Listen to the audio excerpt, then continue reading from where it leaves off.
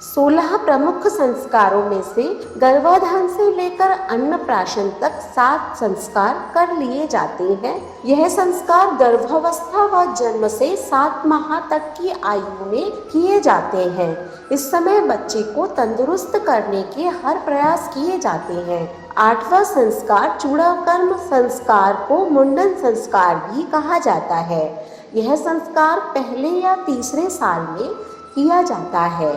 तो आइए जानते हैं चूड़ाकर्म संस्कार के महत्व व इसकी विधि के बारे में। नमस्कार, स्वागत है आपका सनातन ज्ञान और संस्कार चैनल पे।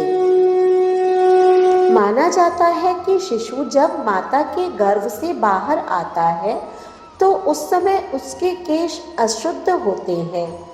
शिशु के केशों की अशुद्धि दूर करने की क्रिया ही चूड़ाकर्म संस्कार कही जाती है।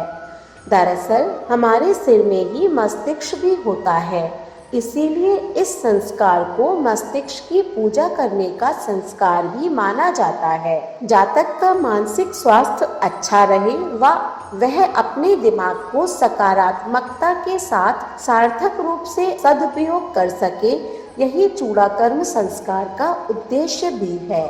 इस संस्कार से शिशु के तेज में भी वृद्धि होती है। पुष्ट करने, बुद्धि में वृद्धि करने तथा गर्भगत मलिन संस्कारों को निकालकर मानवतावादी आदर्शों को प्रतिष्ठित करने हेतु चूड़ाकर्म संस्कार किया जाता है। इसका फल बुद्धि, बल, आयु और तेज की वृद्धि करना है और साथ ही सुसंस्कारों की स्थापना करना है। मनुस्मृति के अनुसार दिव्यजातियों को प्रथम अथवा तृतीय वर्ष में यह संस्कार करना चाहिए। अन्नप्राशन संस्कार के कुछ समय पश्चात प्रथम वर्ष के अंत में इस संस्कार को किया जाता है, लेकिन तीसरे वर्ष में यह संस्कार किया जाए तो बेहतर रहता है। इसका कारण यह है शिशु का कपाल शुरू में कोमल रहता है, जो कि 2-3 साल की अवस्था के पश्चात कठोर होने लगता है। ऐसे में सिर के कुछ रोम छिद्र तो गर्भावस्था से ही बंद हुए होते हैं। मुंडन संस्कार द्वारा शिशु के सिर की गंदगी, कीटाणु आदि दूर हो जाते हैं। इससे रोम छिद्र खुल जाते हैं और नए व घने मजबूत बाल आने लगते हैं। यह मस्तिष्क की रक्षा के लिए आवश्यक होता है। कुछ परिवारों में अपनी कुल परंपरा के अनुसार शिशु के जन्म के 5वें या 7वें साल में भी इस संस्कार को किया जाता है। चूड़ाकर्म संस्कार की विधि। चूड़ाकर्म संस्कार किसी शुभ मुहूर्त को देखकर किया जाना चाहिए। इस संस्कार को किसी पवित्र धार्मिक तीर्थ स्थल पर किया जाता है। इसके पीछे की मान्यता यह है कि जातक पर धार्मिक स्थल के दिव्य वातावरण का लाभ मिले। 1 वर्ष की आयु में जातक के स्वास्थ्य पर इसका दुष्प्रभाव पड़ने के आसार होते हैं। इस कारण से इसे पहले साल के अंत में या तीसरे साल के अंत से पहले करना चाहिए। मान्यता है कि शिशु के मुंडन के साथ ही उसके बालों के साथ कुसंस्कारों का शमन भी हो जाता है व जातक में सुसंस्कारों का संचरण होने लगता है। शास्त्रों में लिखा है कि तेन ते आयुषे वपामि शुश्लोकाय स्वस्तये। इसका तात्पर्य है कि मुंडन संस्कार से जातक दीर्घायु होता है।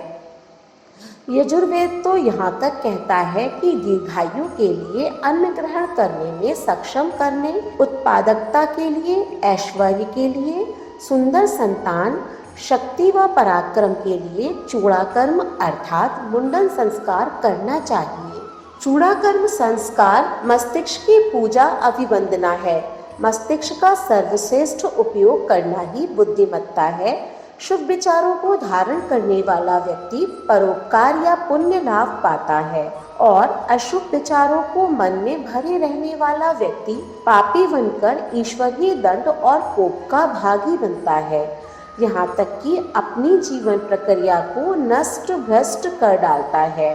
अतः मस्तिष्क का सार्थक सदुपयोग ही चूड़ाकर्म का वास्तविक उद्देश्य है। इस संस्कार से शिशु के तेज में वृद्धि होती है। इस प्रकार से चूड़ाकर्म संस्कार मस्तिष्क का सार्थक सदुपयोग करने के लिए ही किया जाता है। हमें उम्मीद है कि चूड़ाकर्म संस्कार के बारे में दी गई जानकारी आपको पसंद आई होगी। अगर वीडियो अच्छी लगी हो तो इसे लाइक करें और ज़्यादा से ज़्यादा शेयर करें। ऐसी ही धार्मिक वीडियोस देखने के लिए हमारे चैनल को सब्सक्राइब करें। धन्यवाद।